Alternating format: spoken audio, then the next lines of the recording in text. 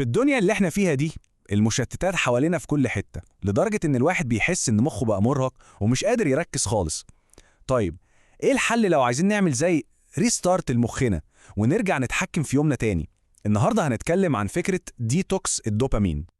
خلينا نبدأ بسؤال صريح جدا ومباشر. كل واحد كده يفكر مع نفسه بصراحة، ايه أول حاجة ايدينا بتروح عليها أول ما بنفتح عينينا الصبح؟ الحقيقة الإجابة عند معظمنا هتبقى الموبايل. والحركة اللي تبان بسيطة قوي دي ممكن تكون بتبوظ اليوم كله قبل ما حتى يبدأ، لأنها بتدخلنا في مود استهلاك لأخبار ورسائل ممكن تعكنن علينا وتسرق مننا تركيزنا من أول دقيقة في اليوم. طيب هو إيه اللي بيحصل جوه مخنا وبيخلينا تقريبا مدمنين على العادات دي؟ خلينا نفهم بقى إيه حكاية فخ الدوبامين ده. بصوا، في نوعين من الدوبامين. في النوع اللي بنسميه المكتسب بصعوبة، وده بيجي بعد مجهود وتعب حقيقي، زي لما نخلص مشروع كبير كنا شغالين عليه أو نوصل لهدف رياضي. ده بيدي إحساس بالفخر والرضا عن النفس. وفي بقى النوع التاني اللي هو الدوبامين الرخيص. ده بيجي بسهولة ومن غير مجهود، زي السكرولينج لما بيخلص على السوشيال ميديا أو أكل الفاست فود. بيدي متعة لحظية بس غالبا بيسيب وراه إحساس بالفراغ أو حتى بالذنب. شركة السوشيال ميديا بتلعب لعبة نفسية ذكية جدا اسمها جدول المكافآت والمتغيرة. ببساطة الفكرة ان الواحد عمره ما بيبقى عارف ايه اللي هيشوفه في السكرول الجاي، او مين عمل لايك، او ايه الاشعار اللي هيظهر. حالة عدم اليقين دي بتخلي المخ في حالة ترقب دايما، وهو ده بالظبط اللي بيخلق الادمان. والمشكلة الأكبر إن الزن المستمر بتاع المحفزات ده بيوصلنا لحاجة اسمها الحمل الحسي الزائد. يعني مخنا بيتعود على ليفل عالي قوي من الإثارة، لدرجة إن الحاجات العادية والمهمة اللي محتاجة تركيز زي القراية أو الشغل بتبدأ تبان مملة جدا وما فيهاش أي متعة.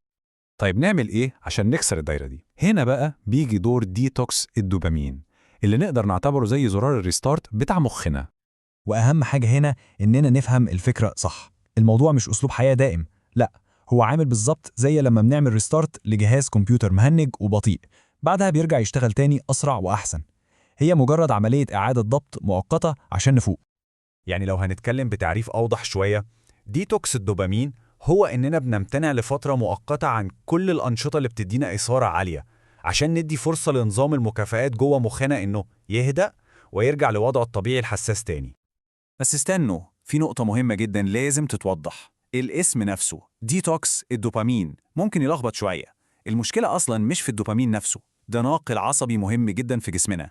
المشكلة في الكميات الزيادة قوي اللي بناخدها من مؤثرات خارجية طول الوقت. فالهدف الحقيقي هو إننا نقلل المؤثرات دي ونتحكم فيها بدل ما هي اللي تتحكم فينا. وطبعا الموضوع مش قالب واحد يمشي على الكل، في طريقتين أساسيتين للديتوكس، وكل واحد يقدر يختار الطريقة اللي تناسبه وتناسب ظروفه.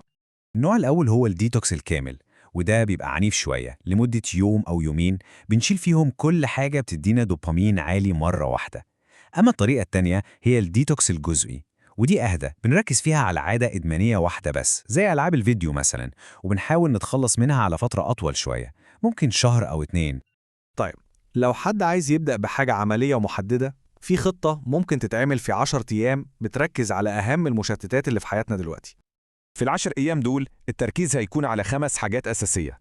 أولاً، نوقف السكرولينج اللي ما بيخلص واللي بيستنزف طاقتنا. ثانياً، نحدد وقت للمشاهدة، لأن حتى لو المحتوى مفيد لو زاد عن حده بيتحول لاستهلاك سلبي. ثالثاً، وطبعاً دي نقطة مهمة، التوقف التام عن أي محتوى إباحي، لأنه من أعلى محفزات الدوبامين الرخيص. رابعاً، نقطع السكر والأكل المصنع اللي بيلعب في مزاجنا وطاقتنا. وخامساً، نحاول نخلق حوالينا بيئة هادية، لأن الدوشة المستمرة بتخلي مخنا تعبان ومتوتر على طول. والأذكى بقى مش إننا نشيل الحاجة ونسكت، لا، لازم نحط مكانها حاجة تانية مفيدة.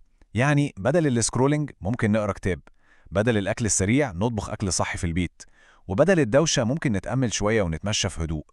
بالطريقة دي العملية بتبقى بناءة، مش مجرد حرمان وخلاص. طيب خلصنا فترة الديتوكس، وبعدين الخطوة اللي جاية دي يمكن تكون أهم خطوة في الموضوع كله، عشان نضمن إن المجهود ده ما يروحش على الفاضي.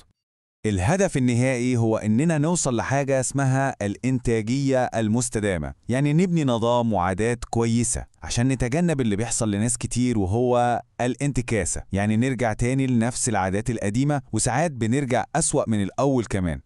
وللناس بقى اللي طموحها عالي وعندها أهداف كبيرة محتاجة تركيز خارق، في مفهوم تاني للمراحل المتقدمة شوية اسمه وضع الرهبنة أو مانك مود. ده بيبقى عبارة عن فترة طويلة ممكن توصل ل6 شهور، الواحد بيكرس فيها كل طاقته وتركيزه عشان يتقن مهارة معينة أو يخلص مشروع كبير. عشان نحافظ على المكتسبات دي ونخلي التركيز جزء دايم من حياتنا، محتاجين استراتيجية طويلة المدى. في كام نصيحة أساسية ممكن تساعد. أولاً، لازم كل واحد فينا يعرف إيه هي نقط ضعفه أو محفزاته الشخصية. ثانياً، مهم جداً نصعب على نفسنا الوصول للعادات السيئة، يعني نحط عقبات. ثالثاً، نحاول نبدأ اليوم بالحاجات المهمة بس المملة عشان طاقتنا ما تروحش في حاجات ممتعة من أول اليوم. وكمان ممارسة الوعي الذاتي زي الكتابة بتفرق جداً. والأهم من كل ده، ما نبقاش قاسيين على نفسنا لو وقعنا مرة، المهم إننا بنتقدم وبنكمل. وفي الآخر السؤال الحقيقي مش بس إزاي نعمل ديتوكس، السؤال الأهم هو بعد ما نرجع نمتلك تركيزنا تاني هنعمل بيه إيه؟ هنصوبه ناحية إيه بالظبط؟ إيه هو الهدف الكبير اللي يستاهل مننا كل التركيز ده؟